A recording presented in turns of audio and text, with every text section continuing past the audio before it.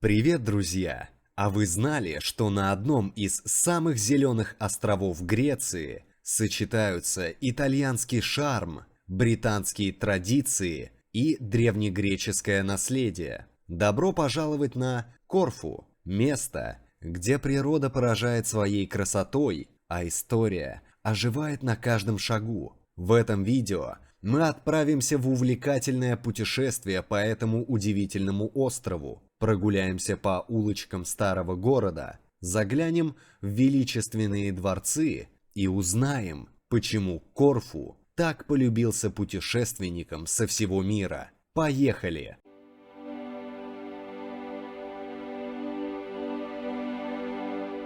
Корфу – один из самых известных греческих островов, расположенный в Ионическом море. Его история насчитывает тысячи лет. Остров был заселен еще в доисторические времена, но первые цивилизации, о которых известно, появились здесь в эпоху античности. В 8 веке до нашей эры Корфу стал колонией Корнифа, получив название Керкера. Однако уже в V веке до нашей эры остров приобрел независимость, сыграв важную роль в Пелопоннесской войне, так как стал союзником Афин против Спарты. В IV веке до нашей эры Корфу оказался под влиянием Македонии, а затем в III веке до нашей эры вступил в сферу интересов Римской Республики. В 229 году до нашей эры римляне установили свой контроль над островом,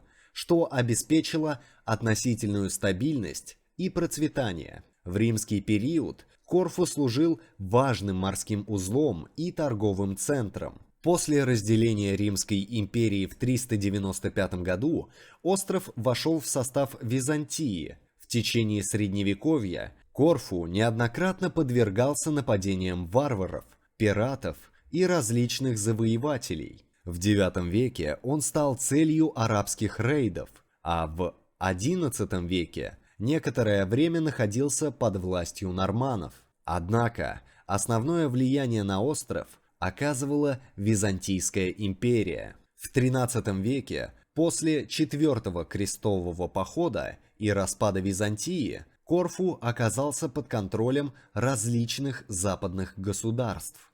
В 1204 году остров был завоеван венецианцами, но вскоре перешел во владение Эпирского деспотата. В 1267 году Корфу был захвачен анжуйцами, которые правили здесь более 100 лет, пока венецианцы снова не утвердили свою власть в 1386 году. Период венецианского господства, длившийся почти 4 века, стал одним из самых значимых в истории Корфу. Венецианцы построили мощные крепости, развивали торговлю, культуру и образование. В отличие от других греческих земель, находившихся под османским владычеством, Корфу избежал турецкого господства. Хотя османские войска несколько раз пытались захватить остров, венецианцы активно поощряли католицизм, но при этом сохраняли греческую православную традицию. После падения Венецианской республики в 1797 году Корфу оказался под властью Франции, став частью территории Наполеона. Французы провели важные реформы, но уже в 1799 году их загнал русский флот под командованием Федора Ушакова, после чего была создана автономная республика Семи островов под протекторатом России и Османской империи. В 1807 году Наполеон вновь установил французское правление, но в 1814 году, после поражения Франции, остров был передан Великобритании. В 1815 году был образован британский протекторат Ионических островов. Англичане улучшили инфраструктуру, систему здравоохранения и образования, но местное население стремилось к воссоединению с Грецией. В 1864 году Корфу вместе с другими Ионическими островами официально вошел в состав греческого королевства. В 20 веке остров пострадал во время Второй мировой войны.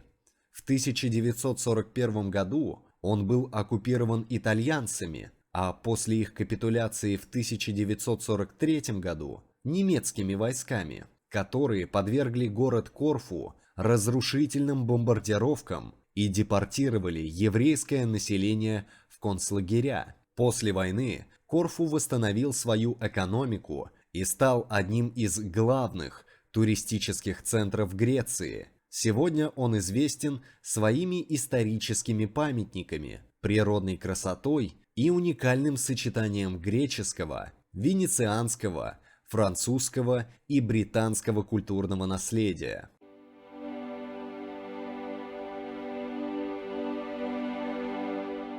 Корфу – один из самых зеленых и живописных островов Греции. Его ландшафт отличается разнообразием, сочетая горные массивы, холмистые территории, плодородные долины и живописные побережья. Северная часть острова является наиболее гористой. Здесь доминирует гора Пантократор, высота которой достигает 906 метров. Эта вершина является самой высокой точкой Корфу и предлагает панорамные виды на остров, море и даже побережье Албании, которое находится всего в нескольких километрах. Северные районы характеризуются скалистыми побережьями, крутыми утесами и узкими бухтами, создающими драматичный ландшафт. Здесь также расположены плодородные долины, где растут оливковые деревья, виноградники и кипарисы. Центральная часть острова представляет собой сочетание холмов и равнин. Она менее гористая, но также богата земельными насаждениями. Оливковые рощи здесь особенно обширны, и деревья часто имеют характерные узковатые стволы, возраст которых может достигать нескольких сотен лет. В этом регионе также встречаются небольшие плодородные долины, в которых выращиваются цитрусовые деревья, инжир и овощные культуры. Южная часть Корфу отличается более равнинным рельефом. Здесь преобладают низменности, которые плавно переходят в песчаные пляжи. В отличие от северной части, где берега часто скалистые, юг острова славится своими длинными песчаными побережьями и лагунами. В этой области можно встретить и заболоченные территории, которые являются важным местом обитания для разнообразных видов птиц. Береговая линия Корфу очень разнообразна. Западное побережье известно своими крутыми утесами, которые резко спускаются в море, создавая уединенные бухты с бирюзовой водой. Восточное побережье более пологое. Здесь встречаются многочисленные заливы и гавани, защищенные от сильных ветров. На юго-западе острова расположены длинные песчаные пляжи, такие как Глифада и Айос Георгиос, которые привлекают любителей отдыха на море. Географическая сеть острова включает несколько небольших рек и ручьев, но большинство из них пересыхает в летний период. В низменных районах встречаются озера и лагуны, которые играют важную роль в экосистеме острова. Благодаря мягкому средиземноморскому климату и обильным зимним осадкам, Корфу является одним из самых зеленых островов Греции. Здесь широко распространены оливковые деревья, покрывающие значительную часть территории, а также кипарисы, дубы и множество кустарников. Растительный мир представлен разнообразием среднеземноморской флоры, включая ароматные травы, такие как розмарин, лаванда и тимьян.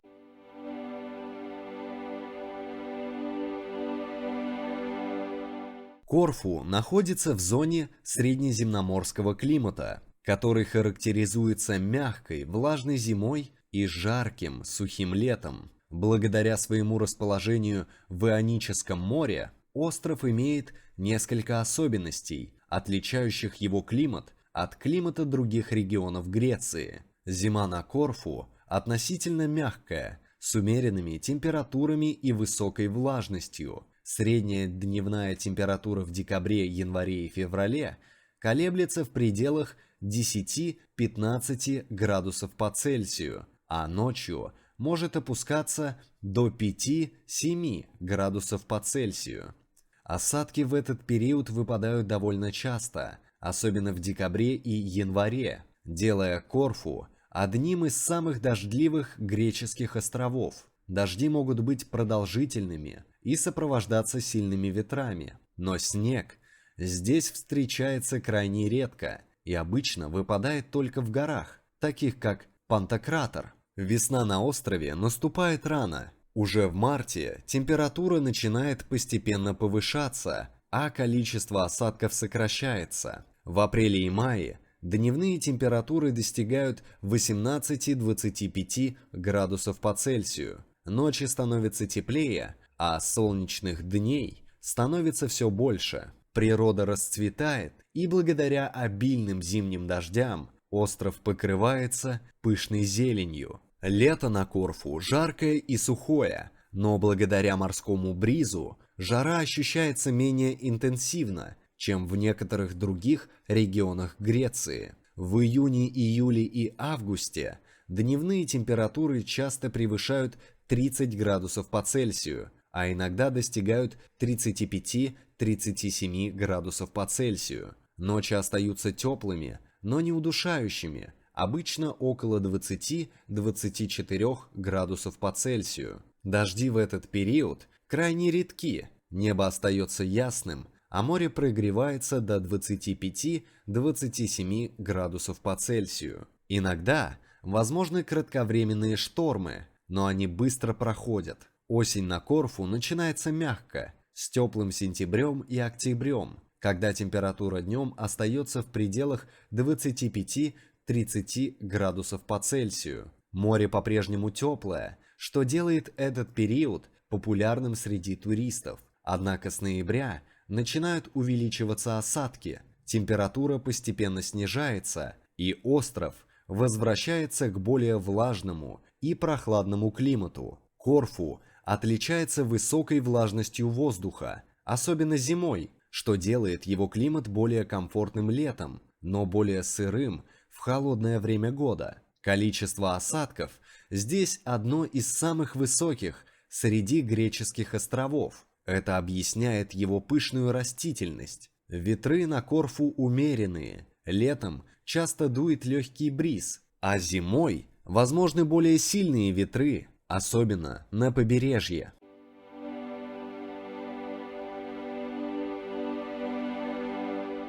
Население острова Корфу составляет около 100 тысяч человек, причем значительная его часть проживает в столице, городе Керкира, который является главным административным и культурным центром. Город Керкира насчитывает около 40 тысяч жителей и отличается высокой плотностью населения. В отличие от многих других греческих островов, Корфу имеет относительно равномерное распределение населения, хотя южные и горные районы менее заселены, чем центральные и северные области. Большинство жителей Корфу – греки, говорящие на греческом языке. Однако, благодаря богатой истории острова, в культуре и диалекте местных жителей сохранилось влияние венецианцев, британцев, французов и итальянцев.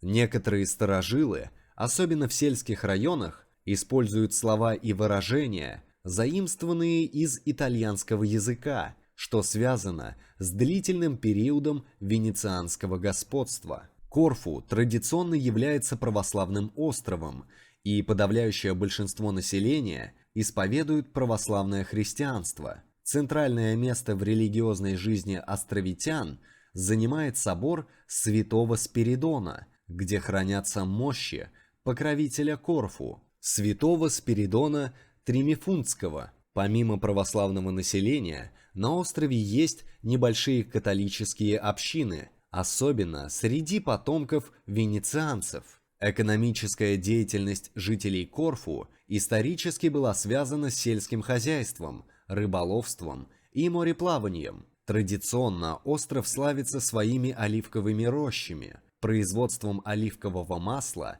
виноделием и выращиванием цитрусовых. Однако в последние десятилетия основным источником дохода для большинства жителей стал туризм. Многие корфиоты работают в гостиничном бизнесе, ресторанах, туристических агентствах и сфере услуг, связанных с обслуживанием иностранных гостей. На Корфу высокий уровень грамотности среди населения, и многие молодые жители острова получают высшее образование. На острове находится Ионический университет, который привлекает студентов со всей Греции. Некоторые корфиоты переезжают на материковую часть страны или за границу в поисках лучших образовательных и карьерных возможностей. Но многие возвращаются, чтобы работать в туристической индустрии или семейном бизнесе. Традиции и культурные особенности населения Корфу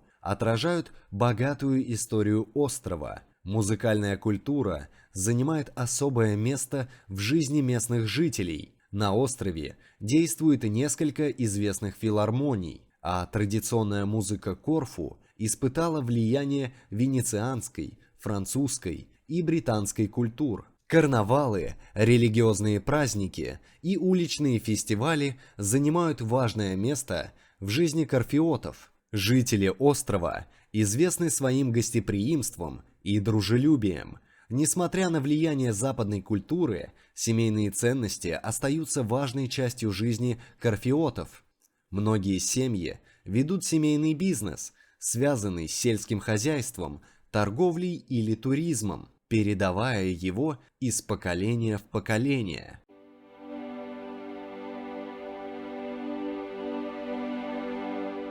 Корфу отличается богатым и разнообразным растительным и животным миром благодаря своему мягкому среднеземноморскому климату и обильным осадкам, которые делают его одним из самых зеленых островов Греции. Растительность острова представлена главным образом густыми оливковыми рощами, которые покрывают значительную часть территории. Оливковые деревья здесь выращиваются уже несколько столетий, и многие из них имеют возраст более 400 лет. Помимо оливковых деревьев, широко распространены кипарисы, создающие характерные высокие и стройные силуэты на фоне пышных холмов. В плодородных долинах растут цитрусовые деревья, такие как апельсины, лимоны и мандарины, а также фиговые деревья, гранаты и миндаль. Корфу славится разнообразием цветов и кустарников. Весной остров покрывается ковром из дикорастущих анимонов, орхидей, ирисов и нарциссов. Здесь также встречаются лаванда, розмарин, тимьян и другие ароматные травы, характерные для среднеземноморского региона. Влажный климат способствует росту дубов, платанов и даже некоторых видов хвойных деревьев, что нетипично для многих других греческих островов.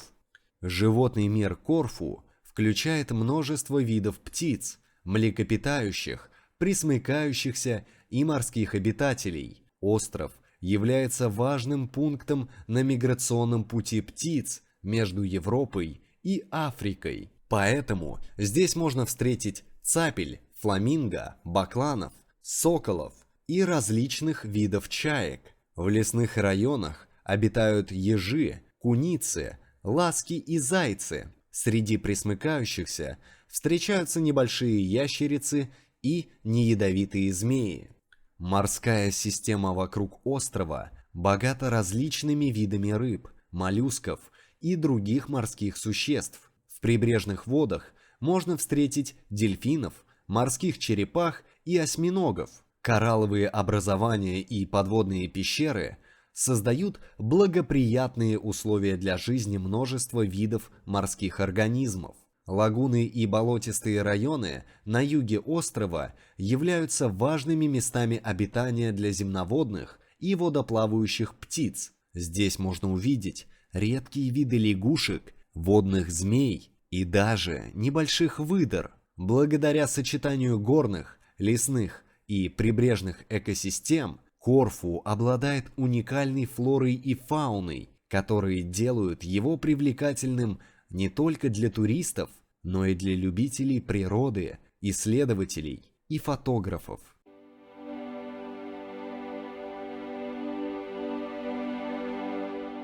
Корфу богат историческими, архитектурными и природными достопримечательностями, отражающими многовековую историю острова и его культурное наследие. Город Керкира, столица острова, является одним из самых красивых и живописных городов Греции.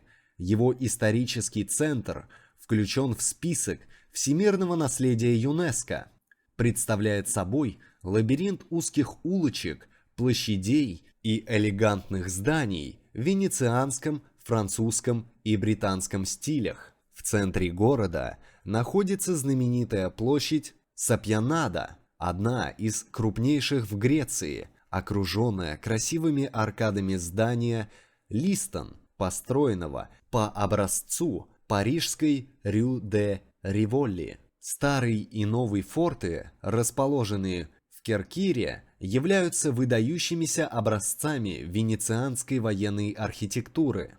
Старый форт, построенный в 15 веке на месте византийской крепости, долгое время защищал остров от османских атак. Новый форт, возведенный в 16 веке, дополнял оборонительную систему города. С их стен открываются захватывающие виды на море и город. Дворец Ахиллеон, расположенный в деревне Гастури, был построен в XIX веке для австрийской императрицы Елизаветы. Дворец, посвященный древнегреческому герою Ахиллесу, украшен многочисленными статуями и росписями на мифологические темы. В его садах можно увидеть знаменитую статую «Умирающий Ахиллес», а с террас открывается великолепный вид на Ионическое море. Монастырь Валахерна, расположенный на небольшом островке, соединенным с берегом узкой дамбой, является одной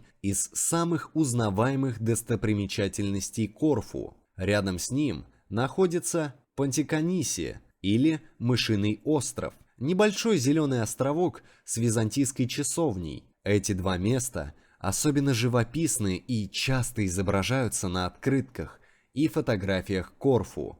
Палеокастрация, знаменитая своей природной красотой, представляет собой живописный регион с кристально чистыми бухтами, скалистыми утесами и густыми лесами.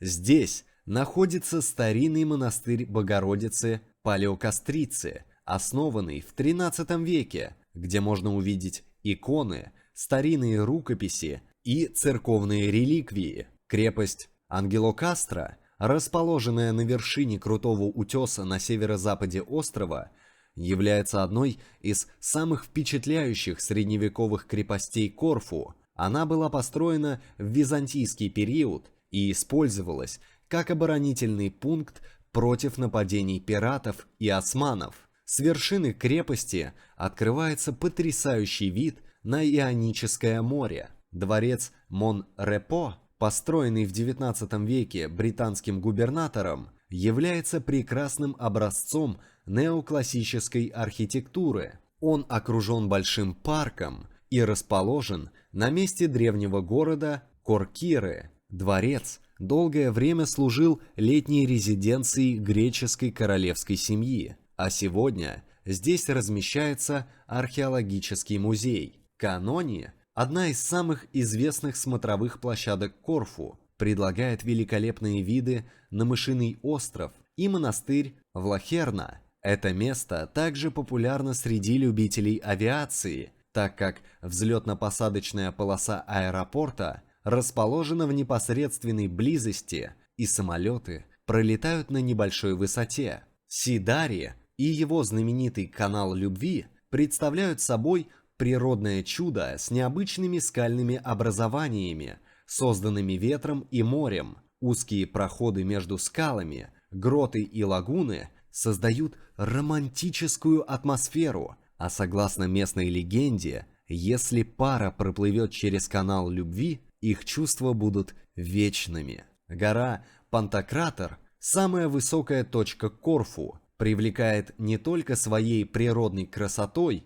но и возможностью увидеть весь остров и даже албанское побережье. На вершине горы находится монастырь, построенный в XIV веке, а по дороге к нему можно встретить традиционные горные деревни, где сохранился аутентичный образ жизни островитян. Корфу также славится своими многочисленными пляжами, среди которых Глифада, Порта, Тимони, Агиос Гордиос и Барбати. Каждый из них отличается уникальным сочетанием песчаных и галечных берегов и живописных окрестностей.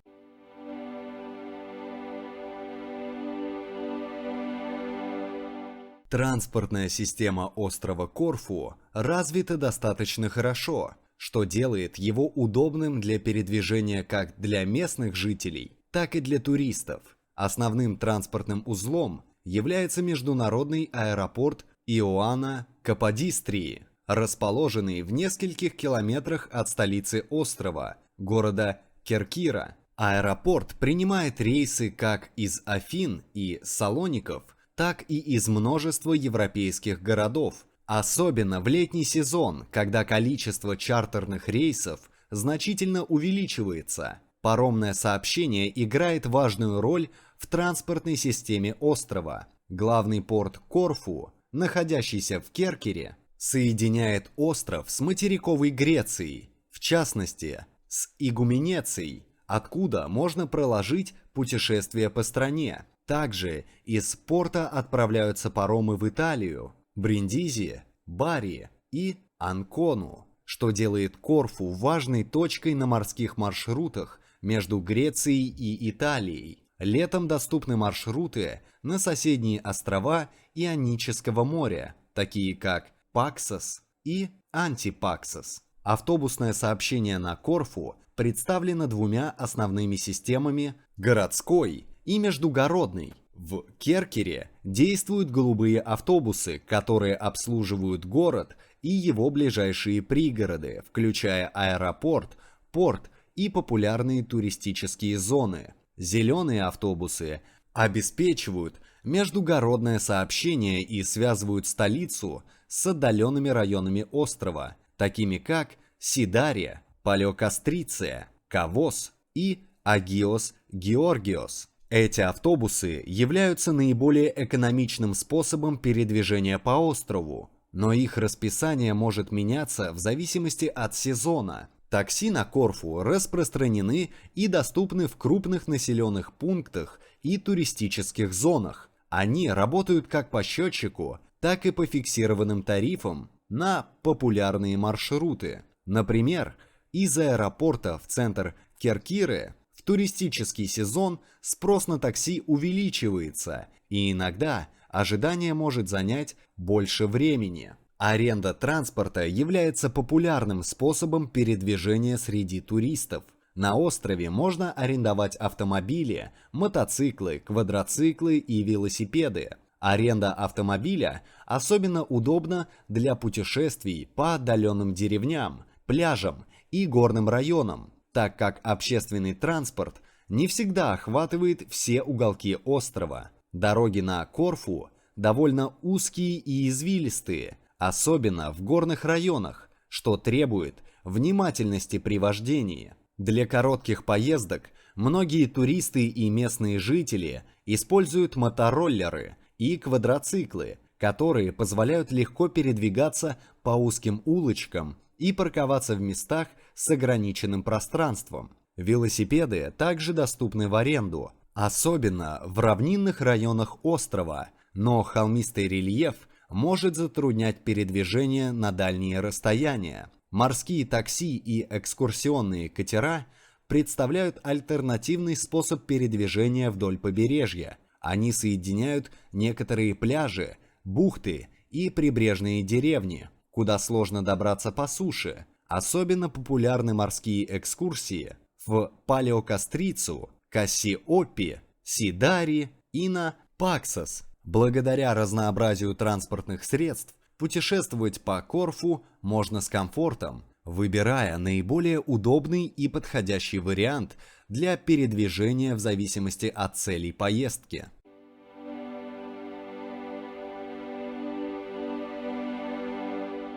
На острове Корфу представлено множество вариантов развлечений, которые подойдут как любителям активного отдыха, так и тем, кто предпочитает спокойные прогулки и культурные мероприятия. Благодаря сочетанию богатой истории, красивой природы и развитой туристической инфраструктуры, здесь можно найти развлечения на любой вкус. Пляжный отдых является одним из главных видов развлечений на Корфу. Остров предлагает множество пляжей с разными типами побережья, от песчаных до галечных. Популярные пляжи, такие как Галифада, Агиос Георгиос, Сидари, Барбати и Палеокастриция, оборудованы лежаками, зонтами, барами и ресторанами. В некоторых местах встречаются живописные скалы и гроты, а также есть возможность для уединенного отдыха на небольших скрытых пляжах. Водные развлечения привлекают туристов, желающих активно провести время на море. На Корфу популярны такие виды спорта, как дайвинг, сноркелинг, виндсерфинг, каякинг и парусный спорт. Вдоль побережья расположены центры водных видов спорта, предлагающие аренду оборудования и обучение. Дайверы могут исследовать подводные пещеры, затонувшие корабли и разнообразные морские экосистемы. Катание на водных лыжах, вейкбординг и парасейлинг также доступны на популярных курортах. Экскурсии на лодках и яхтах позволяют увидеть живописные бухты и островки вокруг Корфу. Морские прогулки в Палеокастрицию, к мысу Драстис, на Паксос и Антипаксос дают возможность насладиться потрясающими видами, искупаться в бирюзовых водах и посетить уединенные пляжи. Многие экскурсионные маршруты включают посещение голубых пещер, где вода приобретает необычный цвет благодаря игре света. Ночная жизнь на Корфу разнообразна, особенно в туристических районах. В столице острова, Керкере, расположено множество баров, пабов, ночных клубов и ресторанов с живой музыкой. В курортных зонах находятся популярные клубы и дискотеки. В Кавасе особенно активная ночная жизнь с вечеринками до утра, пенными дискотеками и выступлениями диджеев. Гастрономические развлечения являются важной частью досуга на Корфу. Остров славится своими традиционными блюдами, такими как пастицада – говядина с макаронами в томатном соусе, бурдетто – острая рыба, софрито – телятина в винном соусе и кумковатые ликеры. В местных тавернах можно попробовать домашнюю греческую кухню, а в ресторанах подают блюда среднеземноморской и итальянской кухни. Винные дегустации также популярны среди туристов, и некоторые винодельни предлагают экскурсии и дегустационные программы. Культурные мероприятия и фестивали проводятся в течение всего года. Пасха на Корфу – одно из самых грандиозных событий с традиционными шествиями, выбрасыванием глиняных горшков с балконов и фейерверками. Летом проходят музыкальные фестивали, концерты классической музыки, театральные представления и народные праздники в деревнях, где можно увидеть традиционные греческие танцы и послушать фольклорную музыку. Прогулки и походы подходят тем, кто любит активный отдых на природе. Корфу предлагает множество пешеходных маршрутов, включая Корфийскую тропу, которая проходит через живописные деревни, оливковые рощи и холмы, открывая потрясающие виды на море. Восхождение на гору Пантократор позволяет насладиться панорамным видом на остров и соседнюю Албанию. Исторические и культурные экскурсии позволяют познакомиться с богатым наследием острова. Туристы могут посетить музеи, дворцы и крепости, узнать о венецианском, французском и британском влиянии на Корфу. Экскурсии в Ахиллеон, старую и новую крепости, Мышиный остров и монастыри дают возможность окунуться в историю и культуру региона.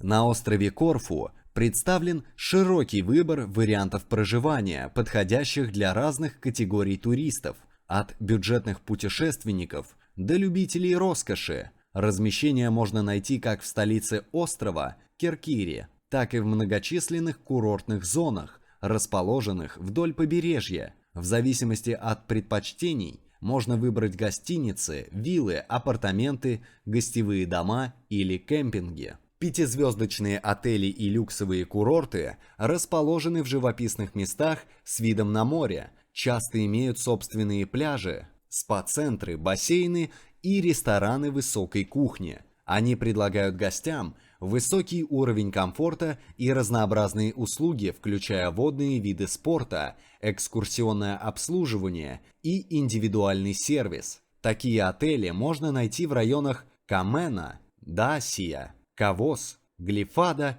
и в окрестностях Керкиры. 4- и 3-звездочные отели составляют значительную часть туристического жилья на Корфу. Они предлагают комфортные условия по более доступным ценам. Большинство таких отелей имеют бассейны, рестораны и близкое расположение к пляжам. Этот вариант удобен для семейного отдыха, так как в отелях часто есть детские клубы, анимация и услуги няни. Апартаменты и студии популярны среди туристов, которые предпочитают больше свободы и возможность готовить самостоятельно. Они часто расположены в небольших комплексах рядом с пляжем или в тихих деревнях, что делает их идеальным выбором для долгосрочного проживания. В некоторых случаях владельцы апартаментов предоставляют трансфер и услуги уборки. Виллы с бассейнами и панорамным видом на море являются одним из самых востребованных вариантов жилья для больших компаний и семей. Они обычно расположены вдали от шумных туристических зон, в уединенных местах, среди оливковых рощ и холмов. Многие виллы выполнены в традиционном стиле, сочетающем каменную кладку и деревянные элементы, что придает им уникальность. Гостевые дома и традиционные пансионы можно найти в небольших деревнях и исторических районах Керкиры. Это отличный вариант для тех, кто хочет погрузиться в местную атмосферу и познакомиться с традиционным греческим гостеприимством. Хозяева часто предлагают домашние завтраки с местными продуктами и могут порекомендовать интересные места для посещения. Бюджетные путешественники могут остановиться в хостелах, кемпингах и небольших семейных гостиницах. Хостелы на Корфу встречаются в основном в молодежных курортных зонах, таких как Ипсос и Кавос, где собираются студенты и путешественники с рюкзаками. Кемпинги расположены в природных зонах, рядом с пляжами и горами, и предлагают минимальный набор удобств.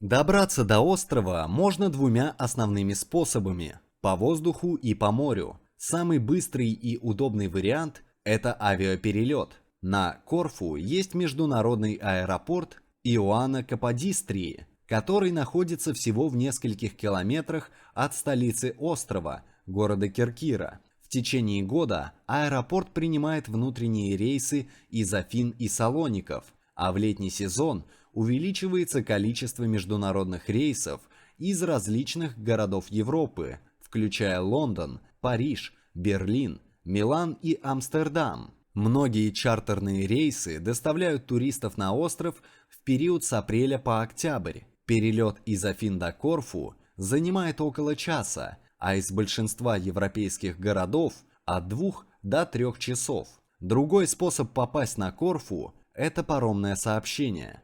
Самый популярный маршрут начинается в Игуменице, крупнейшем порту Западной Греции, который расположен на материке напротив Корфу. Паромы курсируют между Игуменицей и Корфу ежедневно, а в летний сезон рейсы отправляются каждые полчаса. Время в пути составляет от 1 до 1,5 часов, в зависимости от типа судна. Паромы перевозят не только пассажиров, но и автомобили, что делает этот вариант удобным для путешественников, желающих исследовать остров на своем транспорте. Также существует паромное сообщение между Корфу и Италией. Из портов Бриндизи, Бари и Анконы отправляются суда, соединяющие остров с итальянским побережьем. Этот вариант популярен среди туристов, путешествующих на автомобиле, а также среди тех, кто хочет совместить отдых на Корфу с посещением Италии. Путешествие из Бриндизи до Корфу занимает около 7 часов, а из Бари – около 10. Альтернативный способ добраться до Корфу – это комбинированное путешествие с использованием автобусов и паромов. Из Афин, Салоников и других греческих городов курсируют автобусы, которые доставляют пассажиров до порта Игуменица, откуда можно пересесть на паром. Этот вариант часто используется бюджетными путешественниками, так как автобусные билеты дешевле авиаперелета. Для тех, кто путешествует по Ионическому морю на яхте или катере, предусмотрены частные марины и небольшие порты по всему острову. В Керкире, Гувии, Кассиопии и Баницесе есть оборудованные гавани для частных судов, где можно пришвартоваться и воспользоваться портовыми услугами. Вот и подошло к концу наше путешествие по удивительному острову Корфу. Мы увидели живописные пляжи, прогулялись по старинным улочкам, узнали интересные факты и окунулись в атмосферу настоящей греческой сказки. Надеюсь, это видео вдохновило вас на путешествие и подарило новые впечатления. Если вам понравилось, не забудьте поставить лайк, подписаться на канал и написать в комментариях, какое место на Корфу вам бы хотелось посетить больше всего. До новых встреч в следующих видео. Впереди еще много интересного.